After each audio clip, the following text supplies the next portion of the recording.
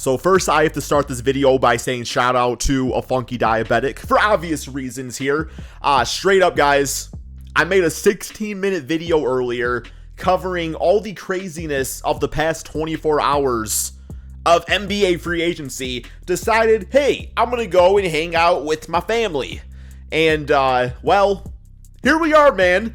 Blockbuster trades and a Crispy Flakes huddled very sweatily in his car right now, making a video about it, man. Please hit that like button and please hit that subscribe button, guys. Seriously, man, it means so much to me. Alright, so we're just gonna talk about all this. There's 3 trades that I missed, 2 blockbusters, and 1 like, okay, that's fine, that's a trade. Let's start with that one, get the, well, I don't want to say it's boring, because if you're a fan of either the Atlanta Hawks or Sacramento Kings, you might be into it. But there was a trade of Atlanta will trade Kevin Huerter to Sacramento for Justin Holiday, Mo Harkless, and a first-round pick. Not gonna lie, like, Kevin Huerter for a first-round pick seems kind of interesting. Like, I mean, he's a fine young shooting guard, man. Like, the dude is 6'6" and can shoot the basketball, and that's cool. That's a first-round pick. Damn, man, we got like some damn second-rounders up there for Jeremy Grant. Or was it Christian Wood? I don't remember. It feels like the trade value this year has been interesting in some cases. But, yeah, I mean, when it comes down to the Sacramento Kings, they're bringing some shooters on the team, man, which is good. Which is definitely good, you know, especially if you want to operate the offense through Sabonis. You want to put the right guys around him. So they went off and got Malik Monk. They got Kevin Huerter now. Good to go. I think it's a good trade to have. So we are done discussing that one. Let's go to another trade that oh my goodness, man, stolen. Boston Celtics, 2023 NBA champions. This is exactly what they needed. Boston has received Malcolm Brogdan. Malcolm, man, oh, I love it. To the Indiana, well, from the Indiana Pacers. The Pacers got Daniel Tice.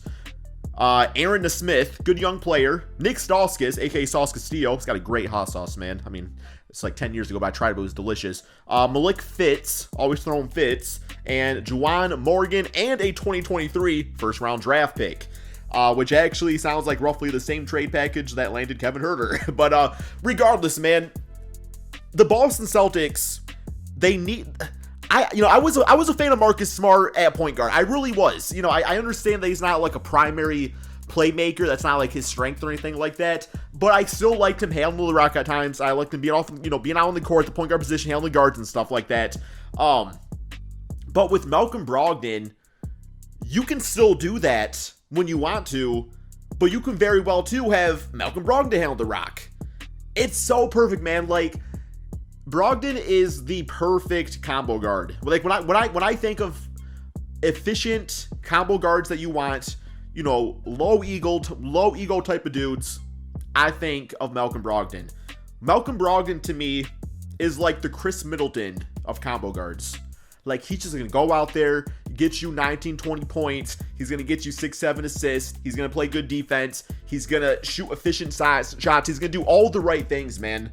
And for the Boston Celtics, who were literally a Malcolm Brogdan away, not even that, to be honest, man, from winning an NBA championship, this is an absolute steal. And not to mention, like we talked about in the other video, they went out and got Danilo Gallinari, which is another thing they needed, some scoring boost for their bench. So right now, with the Boston Celtics, you are looking at a lineup of Malcolm Brogdan, Marcus Smart, Jaylen Brown, Jason Tatum, and you're probably going to have, what, like, yeah, Robert Williams at center, obviously having Al Horford on the team too, but with him being another year older, you know, I think it kind of makes sense where it's like, all right, maybe you don't want to like rely on an old Al Horford as your starting power forward for, you know, another 82-game season. I think it's a smart choice, man. So, I don't know, like, Malcolm Brogdan, he's cool. I love it. I can't... That's what I'm talking about, though. Like, you would think a player like that, when you look at that trade package, let me repeat it, man. Daniel Tice, Aaron Smith, Nick Stauskas, first round pick of some other dudes. Like, are other teams not negotiating? Are other teams not hitting up them for, you know, for Malcolm? I don't get it. And a big reason with that too is you look back at last season, like it's not even like around the trade deadline, teams weren't even offering for him because he couldn't even be traded. So it's like teams knew he couldn't be negotiated for until now anyway. And the fact the Celtics were able to pull that off, huge W for them. Huge L for any other contender that needed that type of player, man. So, yes. Alrighty. We are on to another huge trade that just happened. This is going to be... Ooh, this one's good, man. The Minnesota Timberwolves will be receiving Rudy Gobert from the Utah Jazz. And the Utah Jazz, who, since this trade has been announced, are reported to be keeping Donovan Mitchell and building around him. That's definitely the right choice. They definitely made the right choice. But yeah, the Jazz will be receiving Patrick Beverley, which actually is a little heartbreaking for me. Just because, let me say the rest of it. It was not Rudy Gobert for Patrick Beverley straight up. The Jazz received Patrick Beverley, Malik Beasley, Walker Kessler, Jared Vanderbilt, Leonardo Balmaro, and multiple first-round picks. I don't know how many picks they are exactly. I think I might have read it was like 6 picks or something. Let me see here, man. Like I said, I'm kind of like not in my typical setup, so trying to find it all here is, you know, man. But hey, here's my voice. I'm talking. We are having a great time. Here we go. The Jazz gathered 6 first-round picks in the past 24 hours, including 7-foot Walker Kessler, okay, that's fine. So yeah, they got 6 picks from everything going on here. And let me go back to my photo. I'm literally on my smartphone like a schmuck, man, trying to do everything here. Please bear with me. Please love me still. Please still watch the channel. I promise, man. Okay, so Patrick Beverley, kind of heartbreaking. Literally led them to the play-in victory, whatever it was. They were all celebrated. It was a fun time. He seemed to really embrace the T-Wolves, and the T-Wolf fans really seemed to embrace him. But yeah, as far as Beverley going to the Utah Jazz, like, honestly, I'll be shopping Mike Conley, man. I feel like Patrick Beverley next to Donovan Mitchell, like, that can be good enough. And then, of course, you know, Malik Beasley, actually one of the better scoring guards in the NBA when it comes to the bench unit. Usually, I think it was pretty trash last season, but he has had decent seasons doing that in the beginning anyway. So, you know, if you got Jordan Clarkson and Malik Beasley coming off the bench as like your backup guards, you're in a pretty good spot with that. That should be interesting. And then you got Walker Kessler, who, you know, you're not exactly calling him the starting center quite yet. I think it was reported the Jazz might be looking to get DeAndre Ayton somehow. But Walker Kessler actually led college centers in blocked shots. So, I mean, you know, that's got to be something. You get Jared Vanderbilt out of it, who was a very good defensive player. He's got some decent offensive to him also, man. So, yeah, that's pretty solid. And then for the T-Wolf side of things, you now have a front court of, well, Beverly's gone. So, damn, you know, like, they still got D'Lo. So you got D'Lo at point guard, I assume. You would have Anthony Edwards probably going straight up to the 2. He was playing the 3 last season. I don't know who their small forward would be unless I'm stupid and like LeBron's on their team and I just forgot.